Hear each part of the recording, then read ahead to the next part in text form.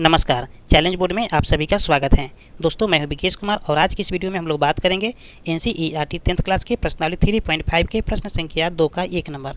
दोस्तों, यदि आप इस चैनल पर नए हैं तो एक लाइक कर दीजिएगा।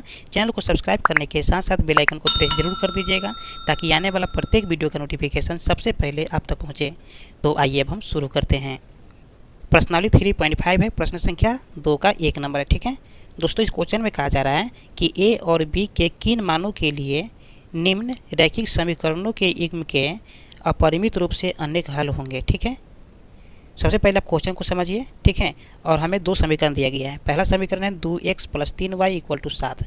ठीक है, और दूसरा समीकरण दिया है a - bx + a + by = 3a + b - 2। ठीक है, तो ये हमें समीकरण दिया गया है दो। ठीक है, देखिए ऊपर में दिया गया है 2x + 3y = 7। ठीक है, और नीचे में क्या दिया गया है a - b × x। ठीक है, देखिए 2 की जगह पर a - b दे दिया है। ठीक है, फिर यहाँ 3 की जगह पर कोई अंक होता है, जैसे यहाँ कोई अंक है तो यहाँ भी कोई अंक होता तो उसकी जगह पर दे दिया है a + b। ठीक है, तो इस तरह से हमें a और b दे दिया है। ठीक है, लेकिन पहले आप क्वेश्चन को समझिएगा तो आपको पता सब चल जाएगा। ठीक है, हमें a और b का मान पता करना है। ठीक है, क्या पता करना है?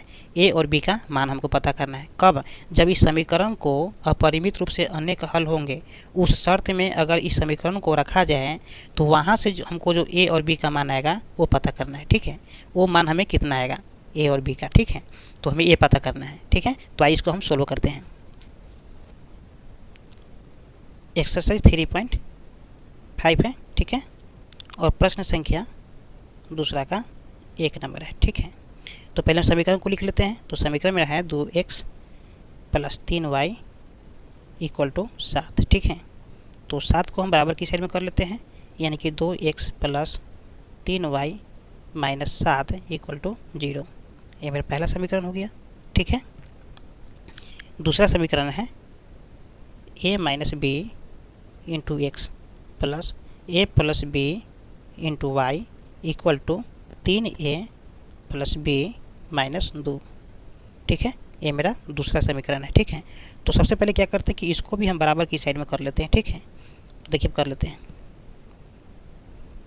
तो a - b × x + a + b × y minus, ठीक है, अब इसको घेर देंगे 3a + b - 2। ये मेरा समीकरण 2 हो गया। ठीक है, अब दोस्तों क्या करेंगे कि यहाँ से हम a1 b1 c1 a2 b2 c2 का वैल्यू निकाल लेते हैं। ठीक है, तो यहाँ पर लिखेंगे कि a1 बराबर कितना हो जाएगा? 2 हो जाएगा समीकरण 1 के लिए। ठीक है, 2 हो जाएगा, और b1 बराबर कितना हो जाएगा? 3 हो जाएगा, और c1 बराबर हो जाएगा -7। ठीक है, अब देखिए a2 का मान कितना हो जाएगा? a - b। ठीक है, b2 का मान कितना हो जाएगा? a + b। ठीक है, और c2 का मान कितना हो जाएगा? तो -3a + b - 2। ठीक है, चलिए अब दोस्तों क्या करना है, यहाँ से हम a1 बटा a2 का मान निकाल लेते हैं। ठीक है, तो यहाँ पर लिखेंगे a1 बटा a2। ठीक है, तो a1 का मान कितना है? 2 है, और a2 का मान कितना है? तो a - b है। ठीक है, चलिए अब फिर यहाँ पर निकाल लेते हैं कितना? b1 बटा b2।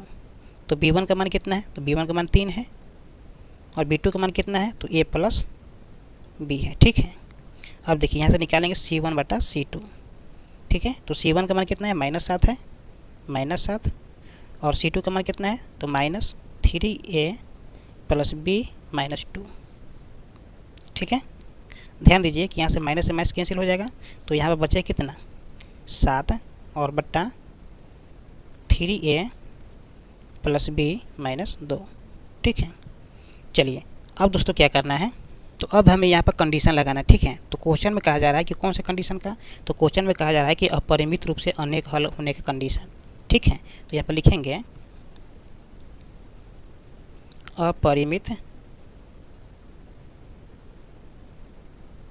रूप से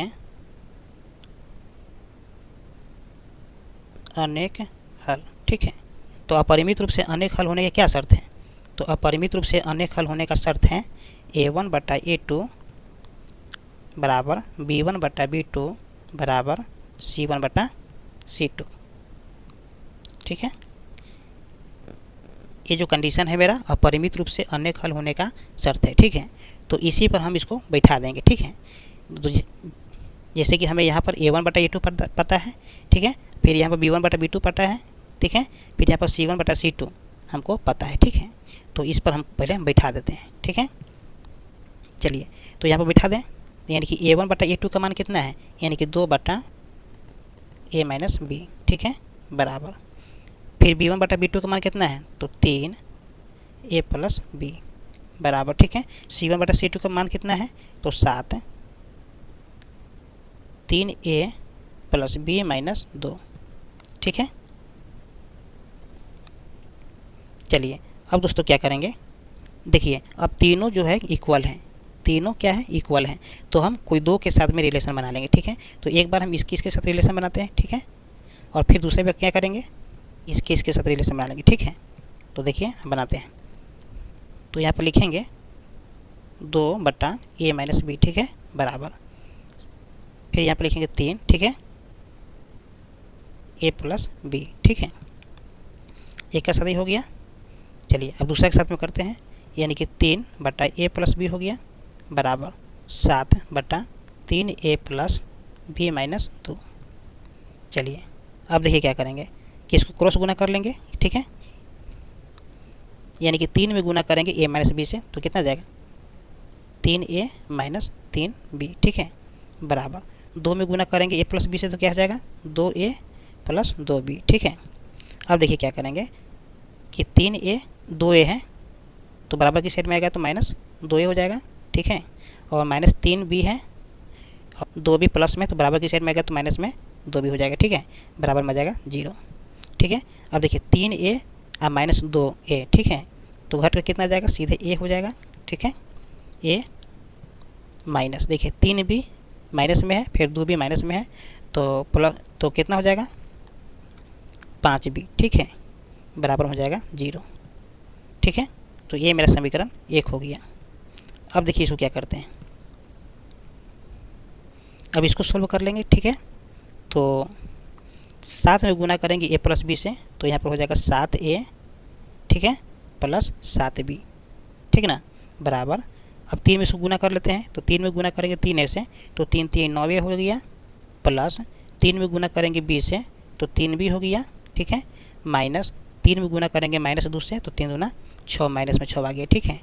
अब देखिए क्या करेंगे कि ये दोनों को उठा के बराबर की साइड में लाएंगे, यानी कि 7a, ठीक है, और ये जो मेरा 9a है तो बराबर की साइड में आएगा तो -9a हो जाएगा, ठीक है, फिर प्लस 7b और प्लस में 3b है तो बराबर की साइड में आ जाएगा तो माइनस में 3b हो जाएगा, बराबर 6 हो जाएगा माइनस में, ठीक है।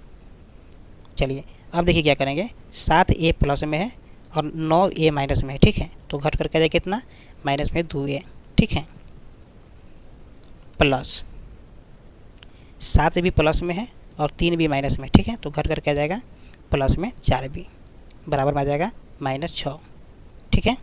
अब दोस्तों क्या करेंगे कि यहाँ से हम -2 कॉमन ले लेंगे, ठीक है, तो यहाँ बच जाएगा a - 2b, ठीक है, इक्वल टू -6, तो माइनस से माइनस कैंसिल हो गया और 2 तिहाई 6 कैंसिल हो गया, ठीक है। तो अब यहाँ पर बचेगा मेरा कितना कि a - 2b बराबर 3, ये मेरा समीकरण 2 हो गया, ठीक है। समीकरण 1 और 2 वहाँ पर मान चुके हैं, ठीक है, इसलिए इसको मान लेंगे 3 और इसको मान लेते हैं 4, ठीक है। अब यहाँ पर लिखेंगे समीकरण 3 और 4 से, ठीक है। देखिए इसको मलक में लिख लिए हैं, ये मेरा समीकरण 3 हो गया है, ये मेरा समीकरण 4 है, ठीक है। तो अभी दोनों को सोल्व करेंगे तो यहाँ से हमें a और b का मान निकल के आ जाएगा, ठीक है। तो यहाँ पर लिखेंगे समीकरण 3 व 4 से, ठीक है। तो समीकरण 3 मेरा कितना है, तो समीकरण 3 मेरा है a - 5b इक्वल टू 0, ठीक है, और समीकरण 4 मेरा है a - 2b बराबर 3, ठीक है। यहाँ पर लिखते हैं घटाने पर, ठीक है, चिन्ह चेंज हो जाएगा, यानी कि यहाँ पर प्लस में है तो माइनस हो जाएगा, फिर 2b माइनस में है तो यहाँ पर प्लस हो जाएगा और 3 प्लस में है तो माइनस हो जाएगा, ठीक है। तो यहाँ से a से a कैंसिल हो गया, ठीक है। अब दोस्तों क्या करेंगे कि -5b है और प्लस में 2b है, तो घट करके कितना जाएगा, माइनस में 3b, ठीक है, और बराबर देखिए यहाँ पर हो जाएगा -3, तो -3 से -3 कैंसिल हो गया, ठीक है। तो यहाँ पर लिखेंगे कि b बराबर, चूँकि b बराबर 1, ठीक है। चलिए ठीक है, यहाँ में बी का मान पता चल गया। ठीक है, अब समीकरण 3 या 4 में जैसे ही बी का मान रखेंगे तो वहाँ से आपको ए का मान निकल जाएगा। ठीक है, तो यहाँ पर लिखेंगे कि समीकरण 3 में बी का मान रखने पर, ठीक है, समीकरण 3 में, तो समीकरण 3 को पहले लिख लेते हैं। तो समीकरण 3 में रहा a माइनस 5b बराबर 0। ठीक है, तो यहाँ में b का मान 1 रखना है। ठीक है, तो यहाँ पर रखेंगे b बराबर 1। ठीक है, तो यहाँ पर हो जाएगा a माइनस 5 गुणे 1 बराबर 0। ठीक है, तो a माइनस 5 में गुना करेंगे 1 से तो 5 आ जाएगा बराबर 0। ठीक है, तो a बराबर कितना आ जाएगा, बराबर किस साइड में जाएगा, तो माइनस में 5 है तो प्लस में 5 हो जाएगा। ठीक है, तो यहाँ से हमें a का मान पता चल गया। ठीक है, तो यहाँ पर हम लिखेंगे कि अतः राज्य गुणन